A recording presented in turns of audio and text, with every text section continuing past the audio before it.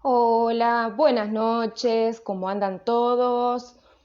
Un saludo gigante a toda la comunidad. Bueno, ahí se van conectando. Vamos a dar unos minutos mientras se conecta. Hoy tenemos un invitado de lujo, al doctor Marcelo Lubienex, experto en mala praxis en la materia. Bueno, él después seguramente nos va a contar, tiene una ventaja de que es médico, aparte de ser abogado, uno de los mejores en la cuestión. Así que bueno, nada, vamos a ver si ya se conectó el doctor para empezar a abordar el tema.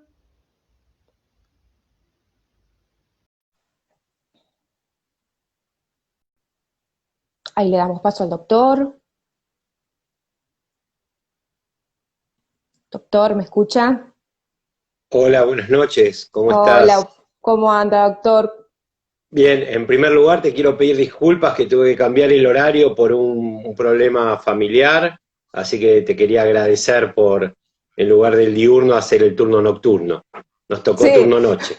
nos tocó turno noche. No, por favor, es totalmente comprensible. La familia es lo primero, particularmente, así que no, no se preocupen. Los seguidores siempre están al pie del cañón, así que acá estamos. ¿Cómo anda, doctor? ¿Bien? Lo importante es que Bien, haya bien, podido acá. resolver. ¿Puedo resolver? Eso es lo Sí, importante. sí, por suerte sí, era para un control médico, así que todo bien, por suerte. El tema de salud últimamente, deplorable. Y hay muchos problemas con este tema del COVID y las atenciones y los colapsos de tanto de los hospitales a nivel público como privado. Está habiendo serios problemas para la Sí, atención, no tanto la atención COVID y guardias, sino lo que es el otro tipo de atención, o sea, lo que se está hablando ahora, la gente que se ha dejado estar con enfermedades oncológicas, cardiológicas, trastornos que no son de urgencia, pero, por ejemplo, una persona que tiene un cálculo en la vesícula y se tenía que operar, vos lo dejás pasar y terminás con lo que se llama una colecistitis aguda que te puede llevar a la muerte, o una peritonitis, o gente que tiene una apendicitis y no quiere ir al hospital porque tiene miedo, y en lugar de ser una simple apendicitis que se opera por una cirugía laparoscópica, termina en una peritonitis grave internado en terapia. claro. Entonces, estamos en un mundo al revés, o sea, Lo, diríamos. Le vamos a contar a los espectadores de que usted, aparte de ser abogado, tiene ser doctor en leyes, también es doctor en medicina, porque por ahí empiezan a escuchar que tiene un lenguaje muy fluido con la cuestión de la medicina, entonces para que ellos entiendan de que también usted es médico, ¿no? ¿No es cierto? ¿Es así?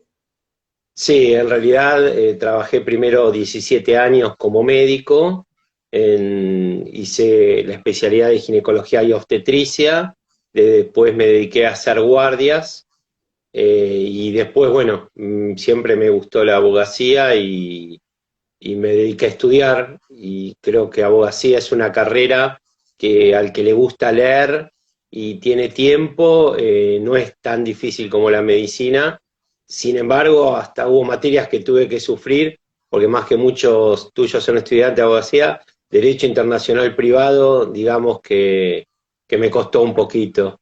O, por ejemplo, cuando empecé a estudiar contratos, también, porque es como uno dice en todas las carreras, o sea, todas las carreras profesionales tienen un idioma nuevo, o sea, no es como ponerse a estudiar inglés o francés, pero es como que uno entra en un mundo diferente que lo entendemos nosotros, o sea, los médicos se entienden entre los médicos, los arquitectos con los arquitectos, contadores, nosotros tenemos nuestros tips y nuestros códigos desde que hablamos de persona, de que hablamos de proveído, de que hablamos de demanda, contesta, o sea, hay Cambia términos que totalmente los el manejamos lenguaje, nosotros.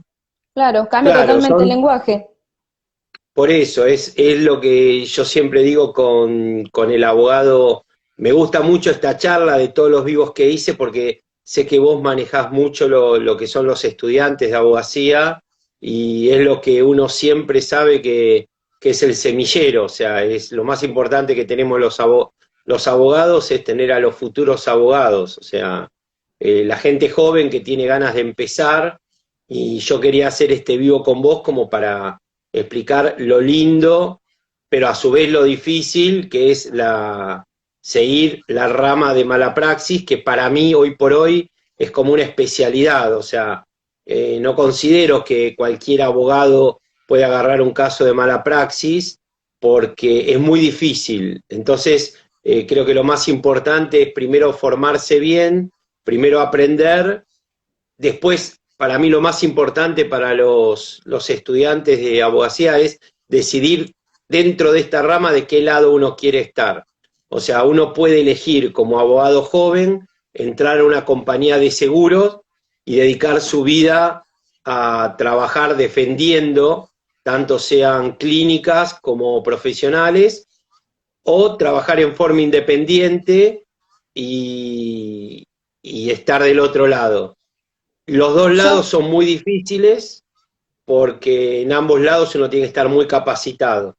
sí, yo Pero bueno, el escuché en uno primer paso, escuché una de tus vivos que el tema de la mala praxis es el lenguaje, ¿no? Es como muy específico, y sí, porque vos de por eso es repente, tan como yo complejo. digo, en la primera entrevista con el cliente, capaz el tratar del análisis de la historia clínica o hoy por hoy hasta la gente por internet está muy informada, entonces te vienen ya con términos y con conocimientos que capaz vos no los tenés.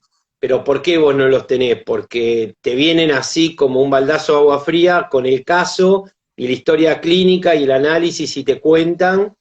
Entonces, ahí es donde a veces con el abogado común que quiere hacer mala praxis empieza el primer problema, porque lo que yo siempre digo es que estos clientes que nos vienen han perdido la confianza con lo que es la medicina o el profesional médico, por diferentes motivos. Puede ser tanto por algún problema de un familiar, como algún problema de un hijo, como un problema propio. Entonces yo lo que siempre recomiendo como primer medida para abogado que hace mala praxis, que es obvio que va a tener que tener un asesor o un perito para que lo oriente, no recomiendo que de primera entrevista le diga, mire que va a tener que ir a ver a mi médico para que me diga si el caso se puede llevar. El primer consejo cuando uno es, y esto es para los estudiantes que escuchan, el primer consejo cuando uno hace mala praxis es saber escuchar.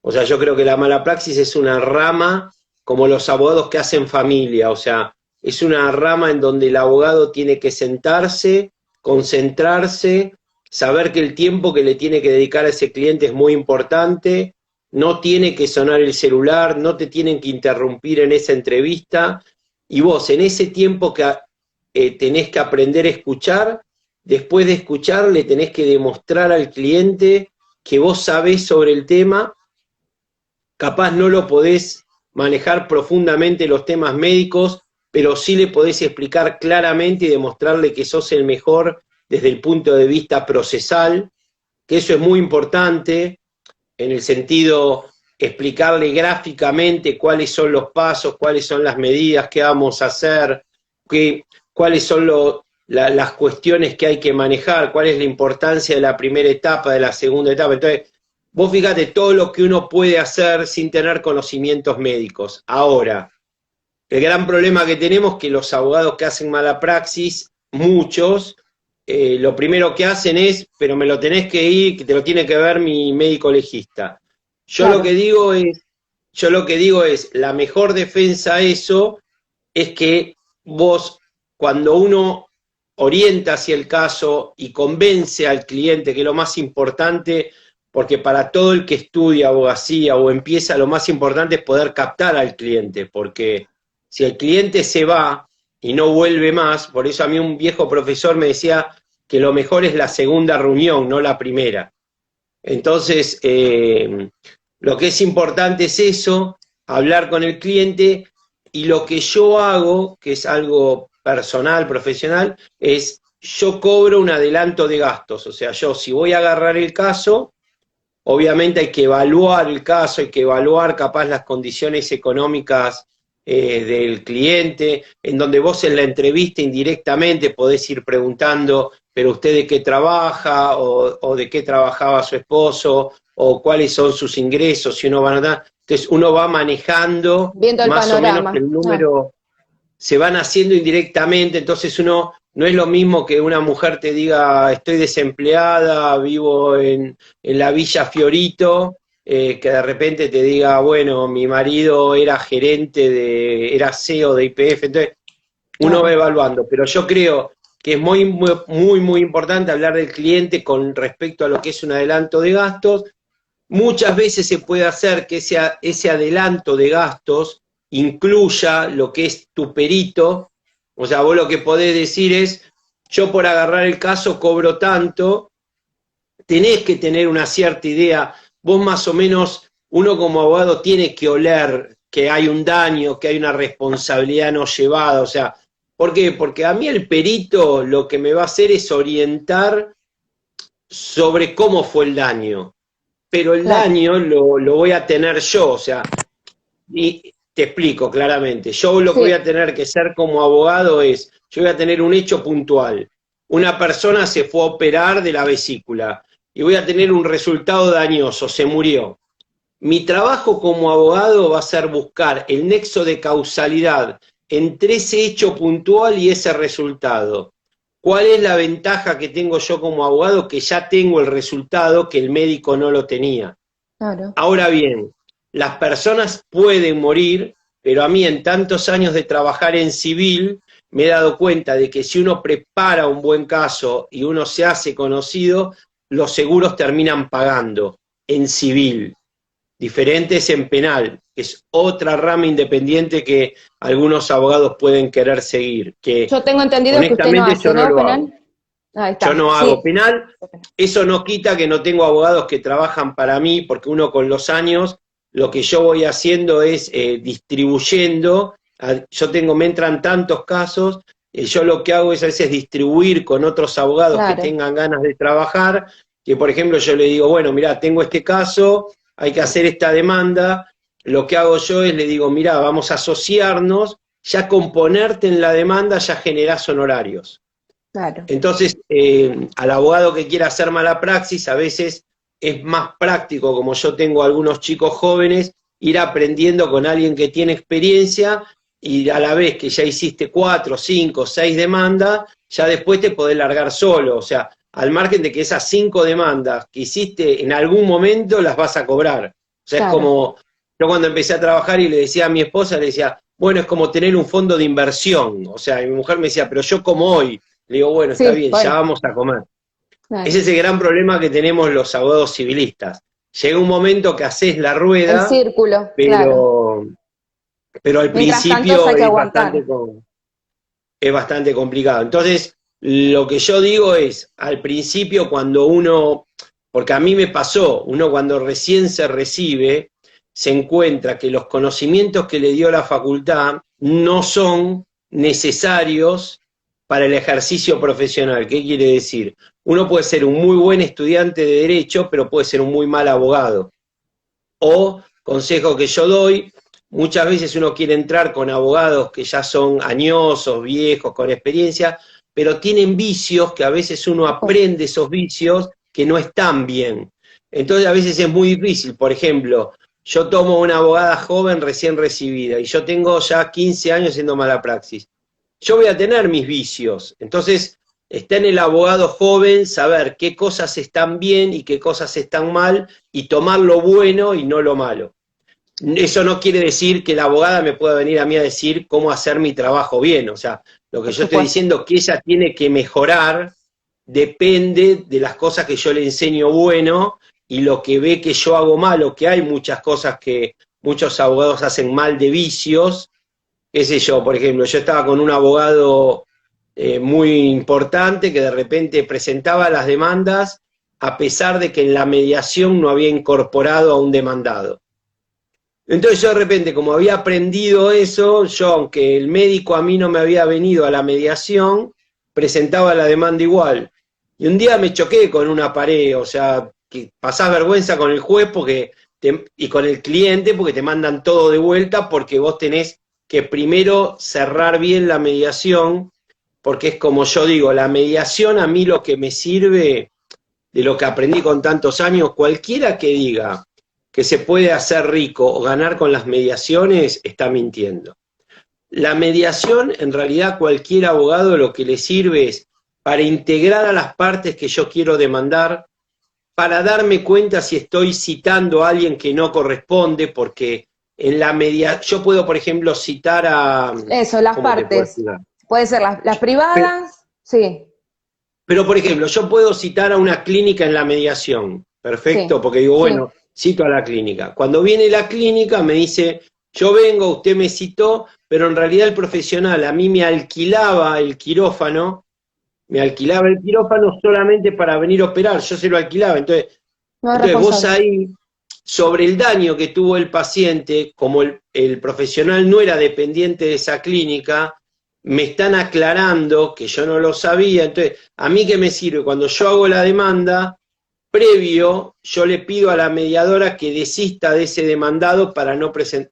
Entonces, hay muchísimas cosas que uno va aprendiendo con la práctica, que al principio, obviamente, yo cuando veo a veces abogados jóvenes que van a las primeras mediaciones, es como el cirujano que hace su primera operación solo, o sea, lo que para uno es como algo común, para el que recién empieza es muy difícil. Entonces, creo que estas cosas son extremadamente útiles como para que vayan aprendiendo diferentes cosas prácticas, que los abogados con más experiencia, con lo que te digo son dos cosas que aprendí de los vivos. Una, que siempre me quedan cortos, y dos, que no leo Sí. las preguntas. Sí. O sea, Bueno, no yo no hubo te quiero un, interrumpir, no, no quiero pre- interrumpirte, porque no vos hubo, empezás y te vas, te vas, te no vas, hubo un porque solo vivo, no hubo un solo vivo que no me digan, mire que le queda un minuto. O sea, porque sí, empiezo y no termino. Por eso, si vos tenés preguntas, me está interrumpís, no me bien. molesta, me las des. Lo que pasa es que yo empiezo, lo que me gustaría empezar es, como había hablado con vos, o sea, para mí el primer tema fundamental, que un poco ya lo hablé, es cómo uno se quiere poner como abogado y cómo es la entrevista. Yo creo Doctor, que, sí, a mí lo que no me, por ahí veo que a veces cuando hablo, ¿no?, con los colegas recién recibidos es ese miedo al pacto de cuota litis, es decir, bueno, soy nuevo, ¿qué hago? ¿Lo firmamos? ¿Lo cobro? ¿No lo cobro? Está bien, pido adelanto de gastos, es como, ¿usted qué recomienda ya que tiene la por, e- experiencia? por eso te digo, o sea, no tiene nada que ver el adelanto de gastos con el pacto de cuota litis. Vos en la primera entrevista, si captaste al cliente, el cliente no se puede ir de tu despacho sin haber firmado un pacto de cuota litis. ¿Por qué? Porque el pacto de cuota litis lo que va a hacer es que vos los captaste. Si vos no le hacés firmar un pacto de cuota litis, capaz va con otro abogado y le dice, no, ¿cómo le van a cobrar? Yo le hago todo por resultado, ¿sí? Y a los 2 años me vienen a mí diciendo el abogado no me hizo nada. Entonces, esas cosas son las que uno les tiene que explicar al cliente. Del tiempo de decir, mira, hay profesionales que van a hacer solo a resultado, pero uno le tiene que explicar al cliente que trabajar a resultado también evita muchas responsabilidades que haber cobrado un adelanto de gastos, ¿sí? Porque se hace un escritito en donde uno se compromete por ese adelanto de gastos a acompañar al cliente y preparar la mediación. En el caso de cerrar la mediación, confecciona acompañamiento con demanda. Eso es lo que es el adelanto de gastos. Eso es lo que Bien, incluye cuando uno cree que llegó a un cierto reconocimiento para tomar casos. Y lo que pasa es que esto me lo enseñó un gran abogado que me dijo, todos los casos te llevan el mismo tiempo. O sea, vos agarres un gran caso, agarres un caso malo, y generalmente los casos malos son los clientes más pesados. O sea, los clientes que te viven llamando, los clientes que te viven diciendo, claro. ¿y para cuándo? ¿Por qué? Porque en esa primera entrevista es muy importante que uno le explique al cliente que los casos son largos, y ahí es donde uno le tiene que explicar lo importante de cerrar un caso en mediación. Yo en esa entrevista le explico al cliente los números, cuáles son las posibilidades por ese caso, cuánto es lo que yo pediría para saber cuánto me podrían ofrecer, más o menos yo sé cuáles son los números que se manejan en cada etapa, y explicarle al cliente que si el cliente no quiere el acuerdo de mediación, una demanda hoy puede estar llevando fácil 3 o 4 años, ni te cuento con los problemas que hay ahora para las notificaciones y todo el sistema nuevo de la cuarentena, con lo cual uno se tuvo que... Yo hace poco me compré todo un Adaptar, equipo nuevo, me compré un equipo nuevo con un escáner, con una impresora doble faz y una todo computadora digital, nueva, todo digital porque ahora. hoy la realidad es que yo tengo dos abogadas que están trabajando para mí, porque yo les dije, quiero que hagan todo lo que yo no quiero hacer, que es lo tecnológico. Yo me quiero dedicar... Ahí entramos nosotros, los abogados nuevos, Claro, con toda la pero, no, tecnología. bueno, pero es una forma de ingresar, o sea, porque yo Sí, le por dije, supuesto. yo hoy me quiero dedicar a lo que me gusta a mí, que es hacer las demandas e ir Claro, capaz a las mediaciones y a la audiencia 360. Y yo a profesionales que les hago ganar dinero por hacer las cosas que yo no quiero hacer, qué sé yo, seguimientos de beneficio de litigar sin gastos, seguimientos de proveídos y demandas, o sea, las cosas que vienen posterior, obviamente bajo mi supervisación, y lo que es muy importante cuando uno trabaja en equipo, porque esa es otra de las cosas que para mí son fundamentales. ¿Cómo uno quiere decidir trabajar? Uno puede decidir trabajar puramente independiente o uno puede trabajar con sociedad, con otro abogado, o uno puede trabajar como asociado. Es muy importante darse cuenta de esto. O sea, yo lo que no quiero es que los abogados jóvenes caigan en la mentira de estudios jurídicos grandes que vienen y le dicen, vos sos socio. ¿Por qué? Porque la mejor forma de tener un empleado en negro encubierto es decirle que es socio. Entonces, yo con los abogados jóvenes que vienen conmigo, firmamos un escrito en donde somos asociados para llevar cierta demanda, pero no hay ninguna obligación de cumplimiento de horario, no hay ninguna complicación de cumplimiento de nada. Lo único que yo le exijo es la responsabilidad de que nos juntamos 2 veces al mes, en donde me tienen que evaluar a mí las cosas que yo pedí, qué se hicieron y qué hay que hacer. Con lo cual, cuando hay resultados, como yo le dije, ganamos todos, que es lo que yo claro. aprendí a trabajar. O sea, yo creo que hay que respetar y no hay que maltratar al abogado joven. Creo que hay que formarlo, creo que hay que ayudarlo y creo que hay que hacer que sea feliz. Y la forma más feliz para un profesional es ganar dinero. O sea, no hay Lógico. otra. Uno estudia 5 años de su vida no para ser un gran procesalista, sino para ganar dinero. Y ganar dinero se gana trabajando. Por Eso supuesto. es, eso es Doctor, lo que yo digo de la entrevista. volviendo a la audiencia del 360, ya que usted lo nombró para seguir un hilo conductor, bueno, esta puede derivar, ¿no?, de varias formas. Se puede Es como que, acordar, sí. para mí primero tendríamos que hablar de mediación. Bueno, vamos por la mediación. ¿Por qué? Porque lo primero que nosotros hacemos en cualquier caso de daños es preparar Sí, la mediación. ¿Por ahí. qué? Porque lo que vos me estás hablando es después que se hace la demanda, cuando se traba la litis, o sea, es como Lo que que pasa es nos que vamos yo lejos. corro al lado tuyo con el tiempo, ¿viste?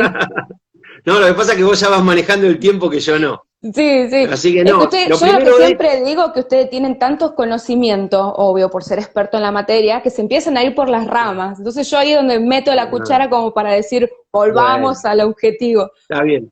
Entonces, lo primero para mí es preparar una buena mediación. Como te expliqué antes, la Sí, mediación es donde yo voy a citar a todos los que creo que son responsables. bien, Entonces, después de la mediación me puede salir que haya un acuerdo, que el ofrecimiento sea bajo o que no haya un acuerdo. Para cualquier abogado que empieza en daños y perjuicios sin mala praxis, que se cierre en la mediación no significa que uno no tenga un buen caso o no significa que haya una posibilidad de un buen ofrecimiento. Lo que pasa es lo siguiente: cuando uno se presenta a la mediación, los abogados de las compañías de seguros, cuando vos tenés un caso, ellos tienen 100. Y ellos saben muy bien quiénes son abogados que recién empiezan, quiénes son abogados que agarraron un caso aislado y quiénes son abogados que presentan posteriormente la demanda. Entonces, en los niveles para ofrecer, empiezan a ofrecer de las escalas como yo te digo. Entonces, también depende de lo que uno pide en la mediación, la carpeta se va a cerrar o va a existir la posibilidad de ofrecimiento. Aunque se cierre la mediación, que uno después va a tener entre 6 meses y un año para presentar la demanda, siempre existe la posibilidad que los abogados de las compañías de seguro te llamen. Después va a depender mucho también del cliente. Hay clientes que quieren estar frente al juez y explicarle su sufrimiento al juez, creyendo que van a estar frente a un juez, porque después viene el secretario. Después hay algunos que quieren que se haga justicia con una sentencia. Pero también ahí hay que explicarle que esos son 5 años y nosotros seguimos trabajando.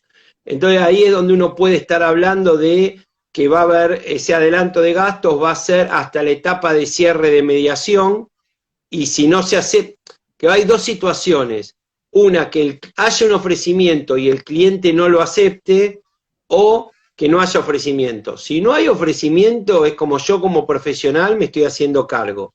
Si hay un ofrecimiento que a mí me parece lógico y el cliente dijo que no, el cliente tiene que saber que eso ya va a tener otro costo. Esas son todas cosas que uno las va manejando en la primera entrevista y es muy importante dejar todo en claro que ese adelanto de gastos no es los gastos de mediación. Hoy por hoy son carísimos los gastos de mediación, con lo cual hay que aclararle muy bien al cliente quiénes yo creo que son responsables, cuántas cartas documento hay que citar, tener un buen mediador. Cuando vos no tenés un buen mediador, los cierres de mediación están 1.300 pesos, cada carta documento está 640 pesos, el bono está 200 pesos. Entonces, vos le tenés que explicar que si vos tenés que citar, porque vos citás capaz 2 profesionales con una clínica, con una prepaga, ya tenés 4 cartas documento. 3 citan seguros, ya tenés 3 cartas documentos más. En la suma, eso el cliente lo tiene que saber para empezar un caso, porque ya no existen los abogados que se hacen cargo de esos gastos. A veces podía ser, pero hoy son gastos tan grandes, salvo que yo evalúe que el cliente en realidad no está en condiciones, pero para mí es un caso muy fuerte. Pero en realidad, para mí que el caso sea muy fuerte, es un caso que el cliente tiene que tener hoz de hospital alemán y que se haya muerto por una cirugía, con lo cual ese cliente no es que no tiene dinero, o sea, hay que explicarle que el gasto que va a tener. Entonces, ahí terminamos con mediación. Bien. Una vez que terminamos con mediación, viene lo que creo que es más difícil para todo abogado, que es armar una buena demanda. La demanda lleva tiempo, a veces se acumulan, vos a veces tomaste, qué sé yo, 10, 15 casos en un mes, preparaste 10 mediaciones, se te cerraron todas juntas, y cuando te querés dar cuenta tenés que estar armando 10, 15 demandas. Porque se te vencen los plazos. O sea, a medida que vas teniendo modelos se hace más rápido, pero por eso es que yo te hablo de que distribuyo mucho demandas para no tener que hacerlas todas yo, obviamente con control y supervisación.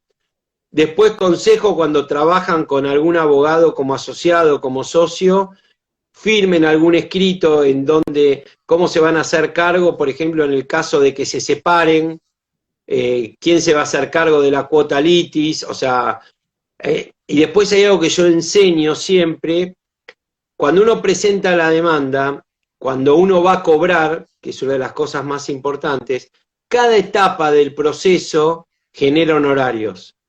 El que fue a mediación genera honorarios, el que firmó la demanda genera honorarios, el que arma los escritos genera honorarios y el que hace los alegatos genera honorarios. Entonces, si vos querés tener un socio y ser equitativo porque crees que es justo como soy yo lo que digo es, armás la demanda, hacemos todo, pero los honorarios se dividen por 2. Y lo que se puede hacer también, que una parte, por ejemplo, si vos tenés el estudio jurídico con tus gastos, muchos lo que hacen es, de lo que se gane, el 20% va para el estudio y el otro 80% se divide en partes iguales. Entonces, vos que sos el que ponés los gastos, pagás el alquiler del estudio, pagás los empleados, tenés que saber que de cada caso, pero son formas de trabajar. Eso lo estoy explicando más que nada para cuando hay abogados jóvenes que están poniendo un estudio recién jurídico. empezamos.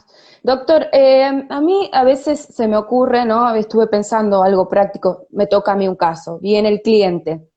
Y como documental yo necesitaría, creo, principalmente la historia clínica. ¿Qué pasa si no está en manos del cliente la historia clínica?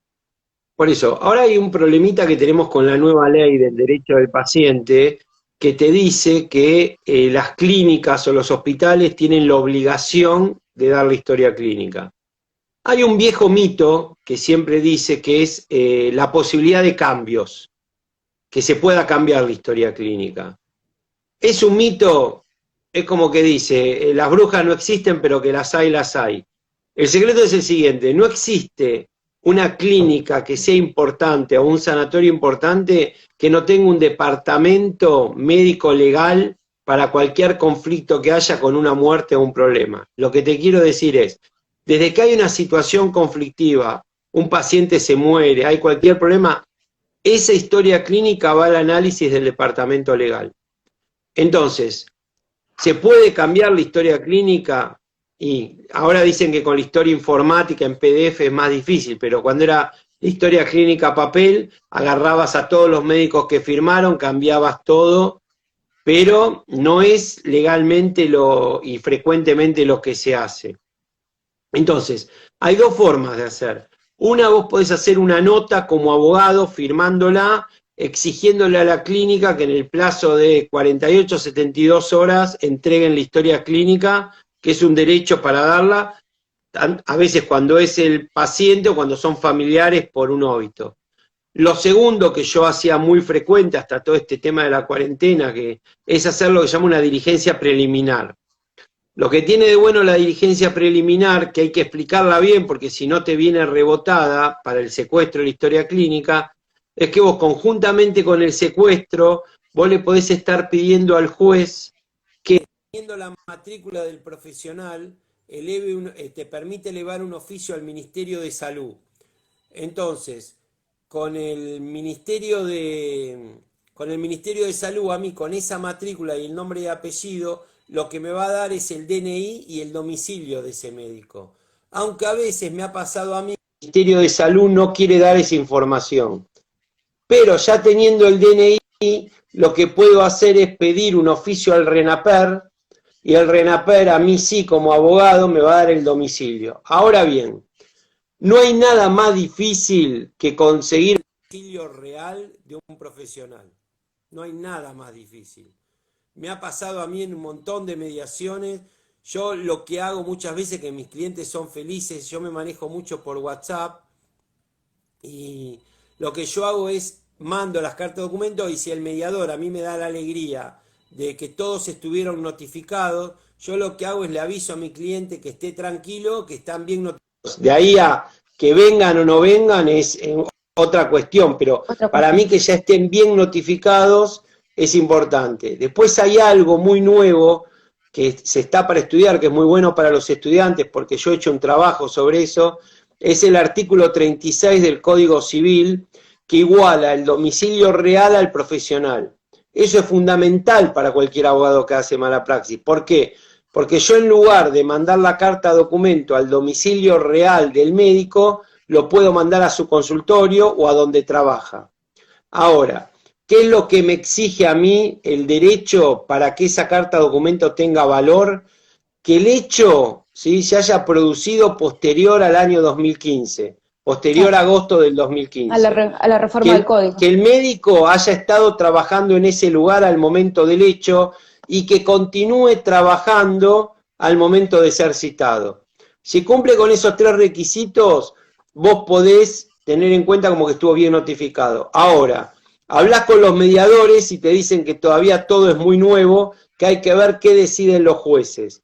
Pero en realidad, si vos lees el artículo 36, el Código Civil te lo permite, pero bueno, está en estudio. Entonces, todo esto es para armar la mediación y la demanda.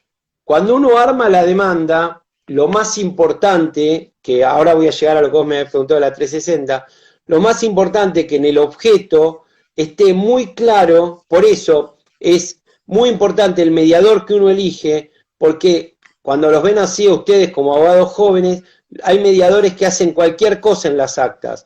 Y para mí las actas es muy importante, porque yo, por ejemplo, si yo te paso un caso a vos y te doy las actas, vos viendo las actas tenés que entender qué abogado vino por cada parte, y no te lo tengo que estar explicando yo, porque a veces yo tengo 40 mediaciones en la cabeza. Entonces, es muy importante que cuando ustedes lean el acta, que vayan a una mediación, el mediador haya sido claro y haya puesto el abogado que vino como apoderado o patrocinante de la parte, que no esté colgado. ¿Por qué? Porque después no lo van a entender, y si los jueces, me ha pasado a mí que he presentado demandas y el juez intimó a la mediadora a que explique. Entonces, bueno, también son cosas que me superan, pero también eso es cuando yo recién empezaba, como que uno se tiene que hacer cargo también de haber leído las actas y decir la verdad que no se entiende nada.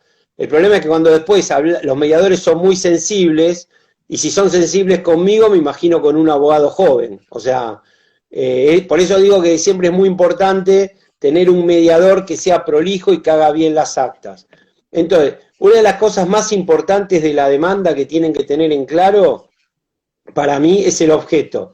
En el objeto es donde ustedes van a poner a todos los demandados con los domicilios que ya consiguieron en la mediación y a los seguros que los representan, ¿sí? Bien. Una vez que uno tiene eso, después la demanda de daños y perjuicios es más o menos como una demanda de daños y perjuicios común, en donde uno va a tener que agregar, por supuesto, muchos más temas médicos, y lo más difícil y lo más importante son lo que son los puntos de pericia. Por eso, yo siempre digo lo mismo, uno puede invertir en un perito de parte, pero el que gana o pierde un caso de mala praxis, ¿sí?, es el que lleva a tener una decisión favorable del perito de oficio. O sea, uno como abogado, con los puntos de pericia que uno presenta, que obviamente después con el tiempo tenés que aprender que no pueden ser indicativos, que no pueden ser específicos sobre el tema, uno lo va aprendiendo, al principio hace preguntas y después los abogados de los seguros te las piden anular todas, porque todas son indicativas. Dígame si murió porque le perforó el intestino. Bueno, claro. El perito. Entonces, bueno, pero entonces uno va viendo esas cosas, va aprendiendo. Entonces, también los abogados de las compañías de seguro, cuando ven que presentaste la demanda, porque ¿cómo hago yo mi trabajo y por qué me gané y puedo vivir de la profesión? Yo cuando veo, por ejemplo, yo ya conozco qué compañías de seguro me pueden venir con un ofrecimiento y qué no. Yo ya no permito más la dilatación de tiempo que hacen ellos, tampoco me gusta. Entonces, yo ya voy viendo, si no va a haber un ofrecimiento, cuando se presentan los seguros y a mí me piden 40 días para evaluar, yo utilizo esos 40 días para presentar la demanda. Cuando vienen a mí y me dicen, no llegamos a un ofrecimiento, a los 2 días tienen la demanda presentada. El próximo caso que vos presentás, ellos se van a dar cuenta que vos no jugás. Entonces uno se va ganando así el respeto como abogado. O sea, lo que vos no podés hacer es que pase un año y la demanda no la presentaste. Con tu cliente quedás muy mal si tenés que reabrir una mediación, tanto por los gastos como por temas, salvo que sea un tema puntual de... Yo he tenido clientes que eran un desastre, que es imposible comunicarse, y le decís, venga, y no, ¿viste? Porque son las dos formas en cómo uno puede actuar. Uno como abogado puede actuar como patrocinante o como apoderado.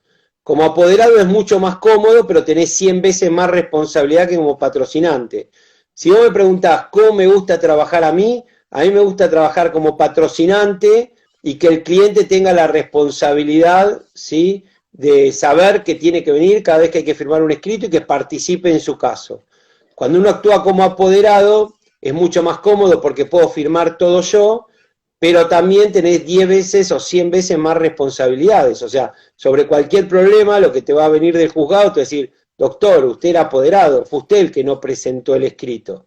Claro. Así que, y después uno tiene que aprender, cuando presenta la demanda, y el beneficio de litigar sin gasto, que para mí es más importante que la demanda, porque es lo que va a evitar de que el cliente pague la tasa de justicia, y si te lo conceden, en la posibilidad de perder o de no ganar, no tener que pagar los gastos.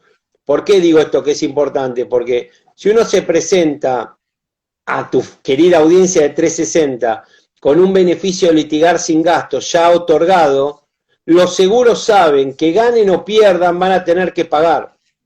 Y si pasa la 360 y se sortean los peritos, todos los peritos que se sorteen y todos los honorarios que generen los peritos y los honorarios que generan los abogados los van a tener que pagar. ¿Por qué? Porque si mi cliente ya era pobre antes de iniciar la demanda y tenía un beneficio de pobreza, si no gana nada va a seguir siendo igual de pobre. Entonces, son cuestiones que a nadie se le ocurra presentar una demanda de daños por mala praxis sin presentar paralelamente un beneficio de litigar sin gastos. Y lo que yo digo, es muy importante el seguimiento de ese beneficio para que te lo otorguen. ¿Por qué?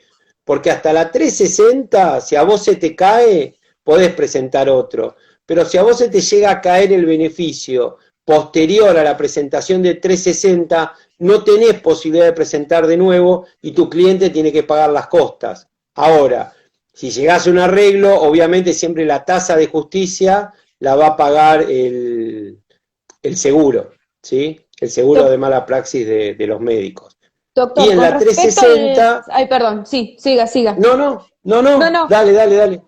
quería volver un poquito antes a esto que leí un poco y me quedó la duda del tema del plazo de prescripción de la acción. ¿Es 2 años de la toma de conocimiento del No, hecho? ahora No. a partir de la reforma del Código Civil es para todos 3 años. Viste que antes era 10 Esa. años y 2. Sí, Ahora, lo que uno tiene que ponerse a pensar de que cualquier caso que fue posterior a agosto del 2015, tanto si fuera contractual como extracontractual, entendiendo extracontractual a familiares y contractual al mismo paciente, son 3 años. O sea, bien. ¿qué quiere decir? Si no hubo una diligencia preliminar, no hubo una mediación, y a mí me viene un cliente con un caso y me dice, mi papá falleció en el 2018 por un tema de mala praxis, puede ser un caso excelente, pero vos le tenés que decir que ya está prescripto. Claro. O sea, salvo, como yo explico a veces, que desde el conocimiento del daño, o sea, puede ser que a vos te hayan operado en el 2016, pero vos te diste cuenta del daño, qué sé yo, no sé, Una te cirugía ligaron las trompas estética. sin decirte, te Oh, enteraste en sí, el 2019. Entonces, es desde el conocimiento del daño. del daño. Bien, perfecto. Te voy a llevar un poquito al tema de la actualidad porque me gustaría saber cómo está este tema. Hay muchos run run con respecto a que muchos casos se cubren con el tema de COVID y no es COVID. Entonces acá Mirá, hay como una la cuestión, verdad, mucha mala praxis, la a mi verdad te parecer. voy a decir, yo te voy a decir algo. Sí, Esto lo dije en el primer vivo que hice. O sea, sí, yo creo que el médico es una persona especial desde que empieza a estudiar a su forma de ser, que honestamente el médico cree que es lo más cercano a Dios. ¿Pero por qué? Porque el único que puede decidir sobre la muerte de una persona, diagnosticar la muerte de una persona, es el médico. Salvo el juez con la presunción de fallecimiento, pero un certificado de función tiene que estar firmado por un médico. Entonces, el problema que tenemos ahora es que hay muchísimos casos en estos, no sé, ya 200 días de cuarentena, y yo voy a hablar de cuarentena, no voy a hablar de pandemia, porque es la cuarentena la que tenemos acá en el país, porque es más, ya en el mundo no hay pandemia, entonces bueno, el problema que hay es que el médico de repente ha dejado pacientes en la casa diciéndole que era un resfriado y de repente era un COVID y terminaba con una neumonía. O de repente muchos pacientes que tenían patologías, por ejemplo, hubo un caso emblemático que yo lo leí por diario de un paciente que se estaba muriendo y el médico no lo quería trasladar, porque creo que ni siquiera lo quería atender y el hombre estuvo 3 horas arriba de la ambulancia y falleció, una persona joven. Y mucha gente, o sea, yo el otro día decía, dentro de los 21.000 muertos que hay por COVID, ¿sabés la cantidad de que se han muerto por no atención o por mala praxis? O, uy, me olvidé de que le tenía que subir el oxígeno, o no, me olvidé de controlarlo, estoy muy... O muchos sea, casos que es los han como decían devuelto a la entre los casa. médicos, lo que pasa en quirófano queda. O sea, Sí, la obvio. ventaja que tenemos a veces los abogados que hacemos mala praxis es que en los análisis, en el estudio, en la búsqueda, uno va encontrando que hay cosas que fueron tapadas, porque los profesionales tenemos una capacidad especial para envolver a las personas que no son profesionales. ¿Qué quiere decir? Yo cuando era médico, cuando uno es médico, puede envolver a una persona que tenga algo grave diciéndole que no, como por ejemplo, te puede venir, te digo este ejemplo para que lo sepas, te puede Sí, venir, por ejemplo, residente de primer año de cirugía. Te viene un paciente con, luego estás seguro que es una apendicitis a las 3:30 de la mañana. Vos sos residente de primer año, te encantaría operarlo. Vas con el cirujano está durmiendo, le tira una zapatilla en la cabeza al residente y le dice, ponle una Buscapina que venga mañana. Perfecto. El residente va y le dice, debe ser un cólico, vamos a probar con una Buscapina, venga mañana. 8 de la mañana del otro día lo llevan chocado con una peritonitis, paciente fallece. Claro. Bueno, es lo que está pasando actualmente con el COVID. Ahora bien, lo que yo digo que en mala praxis médica, los abogados no solo tenemos que ver el daño, sino tenemos que ver el deber objetivo de cuidado y la responsabilidad sobre la atención, que pasa mucho más en lo que es la atención prehospitalaria. ¿Qué quiere decir? Nosotros estamos teniendo muchos problemas y muchos casos con médicos que se suben a una ambulancia con cero conocimiento y cero preparación, muchas veces extranjeros que buscan un trabajo, y la verdad que al hacer un mal diagnóstico, sí, muchas veces ha habido casos por negligencia de mala praxis, y después nos cuesta mucho ubicarlos, porque son extranjeros sin domicilio fijo, o las empresas no tienen los domicilios, pero para mí una de las cosas más graves que está habiendo ahora en la actualidad, tanto de COVID como de atención en la clínica, es la falta de preparación profesional de los médicos. Sí, quería aclarar eso porque por ahí hay muchos chicos que recién están en el tema, porque usted habló sobre la atención prehospitalaria, porque hay una atención, usted corríjame, prehospitalaria y una atención hospitalaria. La prehospitalaria claro, lo que se conoce como atención prehospitalaria es cuando uno sale en la ambulancia. O sea, todo lo que es el sistema prehospitalario es el sistema de ambulancia a domicilio. O médico que va con su auto a domicilio a ver una visita, ¿sí? Y lo que es hospitalaria es dentro del hospital. Ahora, lo que yo hice un trabajo, porque tengo un caso ganado, es que no alcanza con que se deje a un paciente dentro de un sanatorio, un hospital, sin atención. O sea, no te cubre de responsabilidad el haberlo acostado en una camilla si no hiciste nada. Entonces, por eso, hay que analizar lo que en mala praxis, lo que hay que hacer es analizar cada caso en particular, no solamente viendo el daño, ¿sí?, sino viendo la responsabilidad que tiene sobre la acción o omisión que hubo sobre ese paciente. Claro, hablando de la negligencia, la impericia y la prudencia, ¿no? Claro, esos son los 3 parámetros básicos para ver si hubo un caso de mala praxis. Negligencia es cuando se hace algo mal, ¿sí? Impericia es cuando se hace algo sin saber, e imprudencia es cuando se hace algo mal. O sea, impericia, por ejemplo, yo no soy cirujano y quiero operar. De repente, si estoy en el medio del monte y no hay otro médico, y bueno, pero si estás en un hospital, que es el gran problema que también tenemos en los casos de mala praxis con los residentes. O sea, lamentablemente en medicina la única forma de aprender, o sea, todos empezaron alguna vez en el primer parto, la primera cesárea, o sea, es básico, o sea, pero ¿cuál es el problema? ¿Qué pasa cuando un residente produce un daño? Ahora, está probado, y yo lo hago, porque yo a veces cito cuando ya son especialistas, por un caso de cuando fueron residentes, porque antes teníamos 10 años. Entonces, ya está probado que el residente es un médico y tiene responsabilidad sobre su accionar. Y a mí no me importa que otro firme al lado de él. O sea, si vos operaste, vos te vas a hacer cargo por más que seas residente. Igual hay muchas trampas con eso, de que, por ejemplo, opera el residente, pero el que firma como cirujano es el obstetra principal. Entonces, se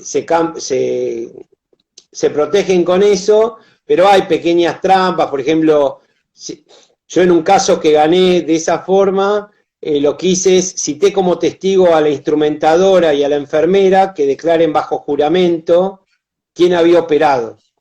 Entonces tuvieron que declarar bajo juramento que el que operó era el residente y no el cirujano, y los maté.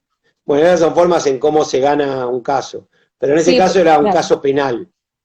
Claro. Son cosas que uno lo va aprendiendo de haber trabajado como médico. Eso iba a decir, exactamente. Usted tiene esa gran ventaja de poder saber esos pequeños conocimientos que por ahí, no sé, yo abogada que no tengo mundo médico encima, por ahí tendría que aprenderlo de una persona como usted.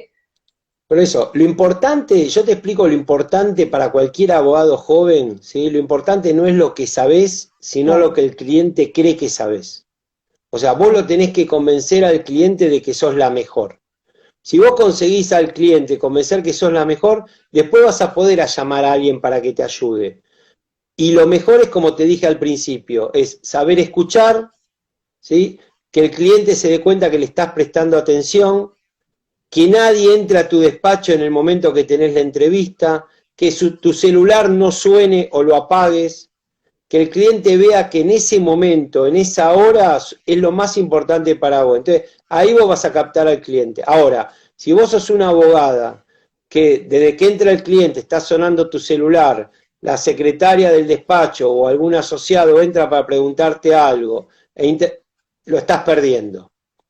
Así que bueno, eso es como un consejo importante que yo digo, para mí en el momento que yo tengo la entrevista, para mí, como eso va a ser dinero, ese momento que tengo de la entrevista, por eso yo no cobro la entrevista, sino cobro, si considero que el caso es importante, cobro el adelanto de gastos que te dije, que puede ir de un número pequeño a un número más grande, depende la cantidad de casos que tenga y que lo quiera llevar o no. O sea, Marcelo, eso, nosotros tenemos acá en tema de abogados mediáticos especialistas, ¿no? Tenemos a abogados que son renombrados por lo que se dedican, para no nombrarlos. Y vos vas en camino a eso, hasta donde yo pude investigar.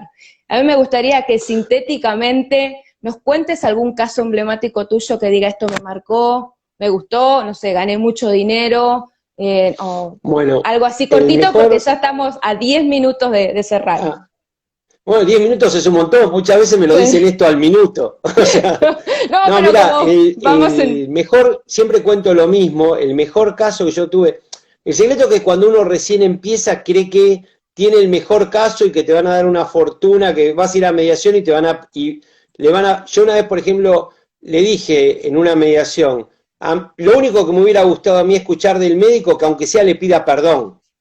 O sea, cuando vos tan claro que yo he tenido casos en donde chicos muertos, o sea, mujeres muertas, gente joven muerta, o sea, pero uno de los casos más emblemáticos que yo tuve, que siempre digo para mí fue importante, un día vienen al estudio un padre con un hijo.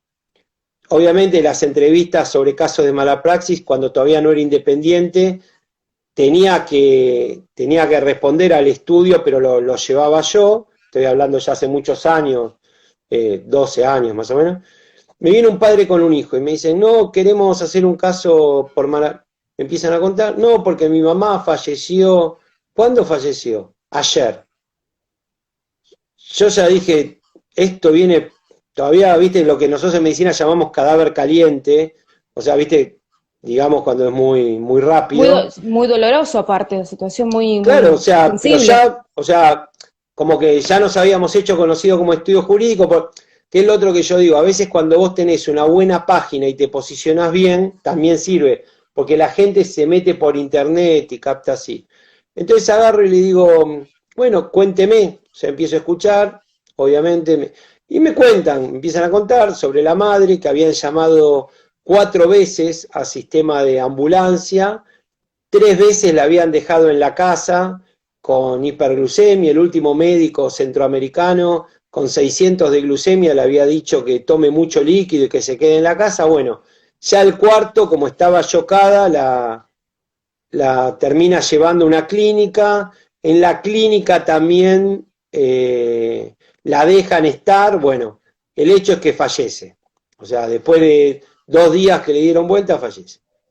Yo agarro, viste, me pongo así, digo, es un casazo, negligencia total, empiezo. Me agarra el dueño del estudio, me llama, me dice, venga, Luñequi, no importa quién, venga. No agarre el caso, no es un caso. Yo, ¿cómo no? No, la mujer se hubiera muerto igual. No, mire, igual para mí hay responsabilidades de no haberla trasladado, de no haberle dado la atención. No, el estudio no se va a hacer cargo de este caso. Bueno, mire, hagamos una cosa, el estudio no se hace cargo del caso, lo llevo yo solo. En esa época todavía te podías hacer cargo de los gastos de mediación. Me lo banco yo, no hay problema, lo llevo, hago la demanda, nunca me acompañaron, no me ayudaron en nada, a margen que me estaban dando otras cosas. Yo aparte en esa época también trabajaba un poco como médico, o sea, la hago la demanda, la presento. Termina la 360, después presento el caso con todo lo, viste, que también es difícil, viste, las primeras audiencias para todo abogado, que ahora, viste, también había audiencias orales. Virtuales. Bueno, me vienen los seguros y me dicen, bueno, queremos arreglar, te estoy hablando, esto fácil habrá sido hace 10 años, me ofrecían recién con la 360 1,5 millones de pesos. 1,5 millones de pesos hace 10 años es como estar hablando de ahora, no sé, que explica, 10 millones.